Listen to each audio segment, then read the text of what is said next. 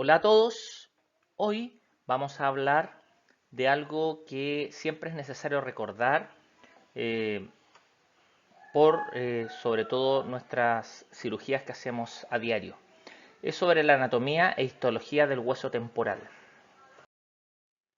Bueno, este huesito que ven acá es el hueso temporal, es un huesito que conservo desde primero de medicina y como pueden ver ustedes, les voy a mostrar con el puntero. Como pueden ver ustedes acá está el hueso timpánico o porción petrosa, porción mastoidea, que no está tan clara la delimitación, y la porción escamosa. Acá destacan estas uniones o fisuras que son importantes de tenerlas en consideración durante la cirugía.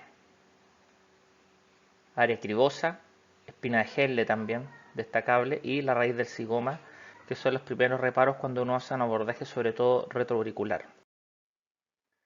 Acá tenemos los huesecillos del oído y tenemos el martillo, el yunque, su proceso corto, su proceso largo, proceso lenticular, que articula finalmente con el eh, estapedio o estribo y con la crura anterior, crura posterior y su platina. Acá tenemos unas vistas destacables, bastante buenas de, si bien es un libro de anatomía básico, es el Netter, donde tenemos una visión desde dentro, por ejemplo acá, desde dentro mirando hacia el lateral, y podemos ver todas las estructuras reconocibles como la cuerda del tímpano, la rama larga con su vuelta que está dando hacia medial, el músculo tensor del tímpano, carótida interna, nervio facial. Esto sería el íter cordae posterior, de donde emerge la cuerda del tímpano. Y también tenemos una vista hacia medial, desde lateral a medial.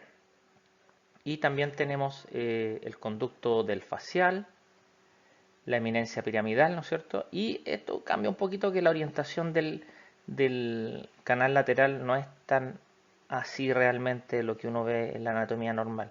Y la verdad es que este canal lateral genera un estrechamiento en esta zona, que es lo que se llama el antromastoideo. Y acá en el fondo está mostrado un poquito más hacia atrás.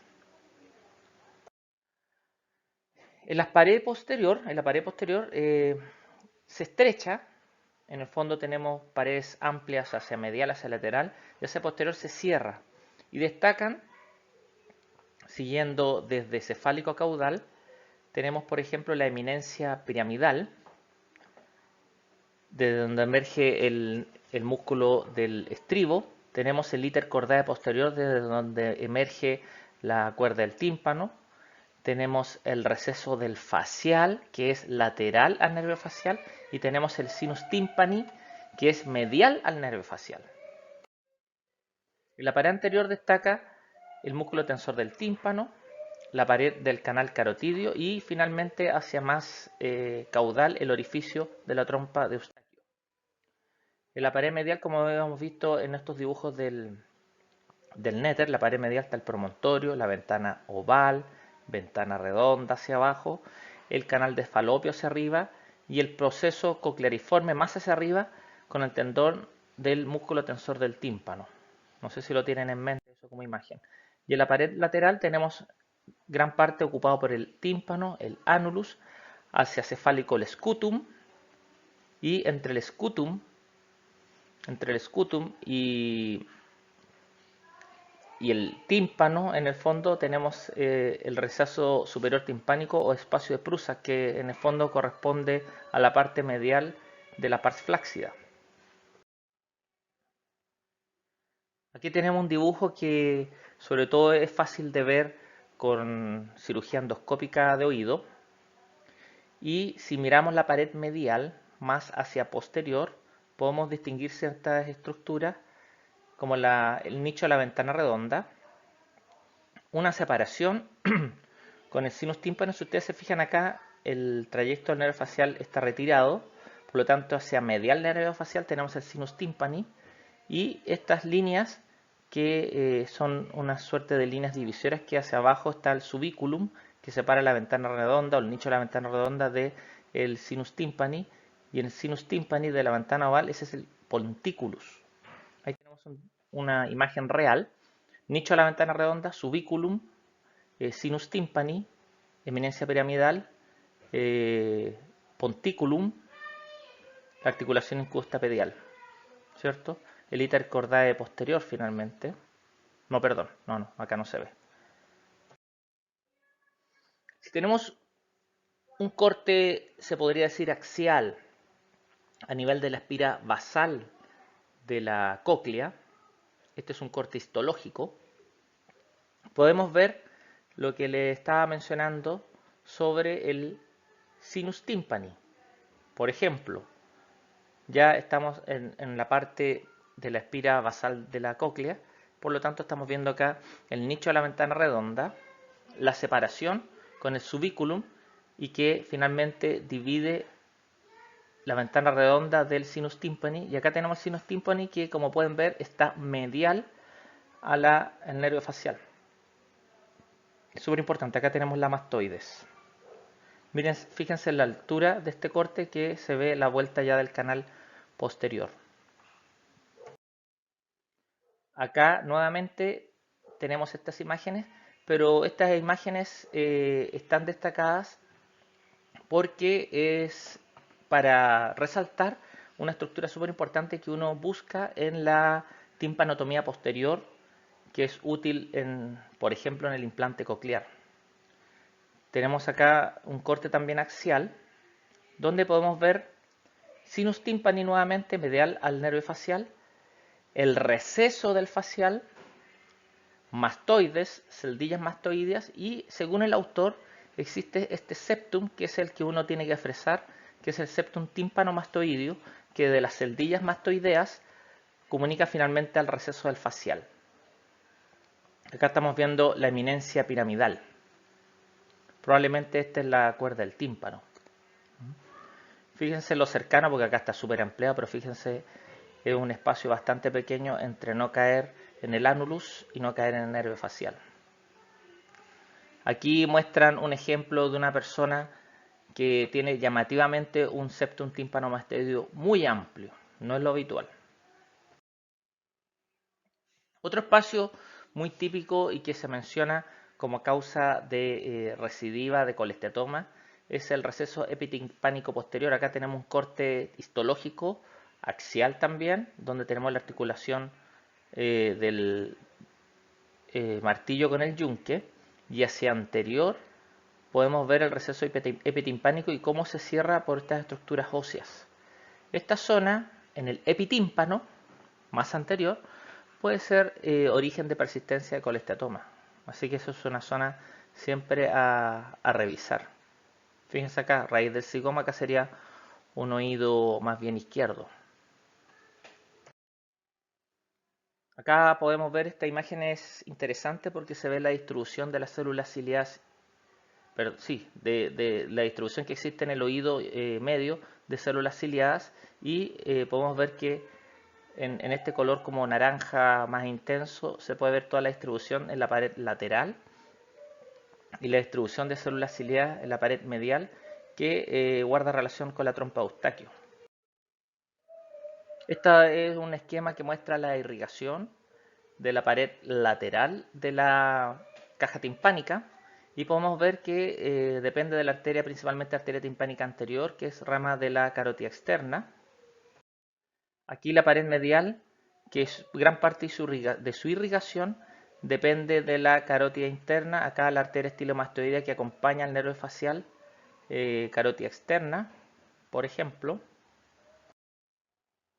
Y este otro esquema de la articulación escudo-estapedial y su irrigación es interesante destacar porque explica lo que siempre se menciona sobre la irrigación terminal que tiene la rama larga del yunque, y que es la causa de erosión frente a bolsillos de retracción o atelectasias timpánicas que pueden presionar esta zona y finalmente producir una necrosis de la rama larga del yunque.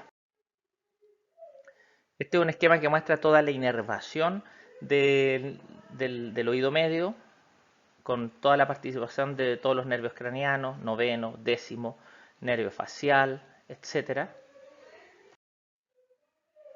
Aquí tenemos la inervación y toda la distribución que tiene el nervio facial en sí, con su primera rodilla, que es la vuelta que da dentro del encéfalo o al tronco, dentro del tronco, que da en relación al núcleo sexto. Todo lo que es el núcleo gustatorio, cómo se combina para llegar a las glándulas salivales. Eso. Acá tenemos un dibujo de 1946 que destaca la precisión y la orientación y la relación de las diferentes estructuras del oído interno. Eso es como lo interesante. Vean la disposición. Acá está mostrando la dirección de vista. Por lo tanto, esta es más o menos la dirección. Recuerden cómo es la dirección que tiene el hueso timpánico y toda la configuración del oído interno. Acá también, este también correspondería a un oído derecho, donde mediante la tinción de negro Sudán se pudo rescatar la anatomía más precisa del oído interno.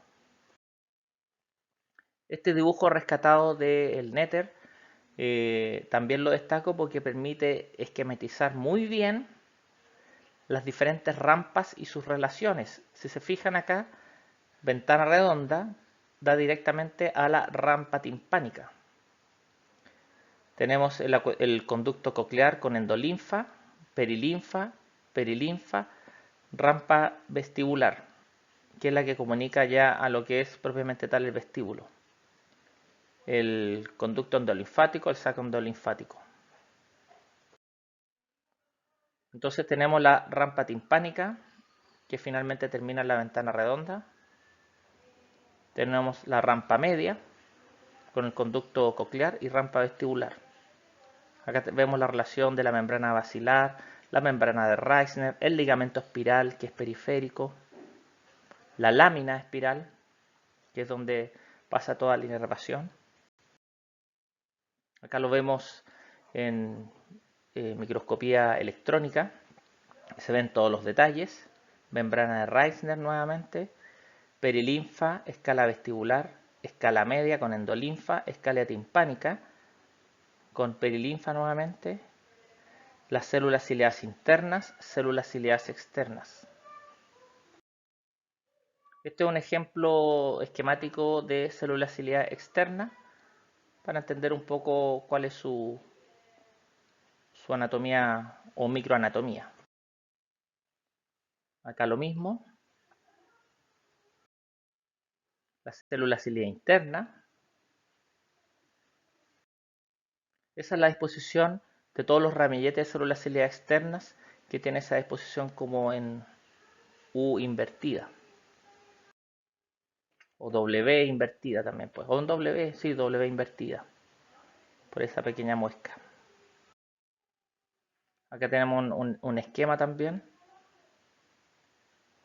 La membrana tectoria, que está sobre la célula ciliada, y la relación más estrecha de la célula ciliada externa, célula ciliada interna.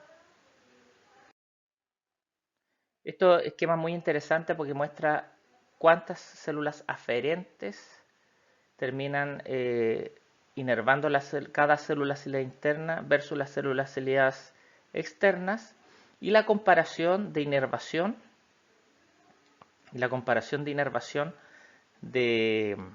con otros animales. Miren la relación que existe de fibras por células ciliadas internas en el gato, por ejemplo, en la chinchilla, en el ratón, ¿ah? Y finalmente en el humano que está por acá. Y si se fijan, la inervación es más o menos pareja, independiente de si está más lejos o más cerca de la base. Acá como que va disminuyendo a medida que se acerca a la... se acerca a la base. Eso es.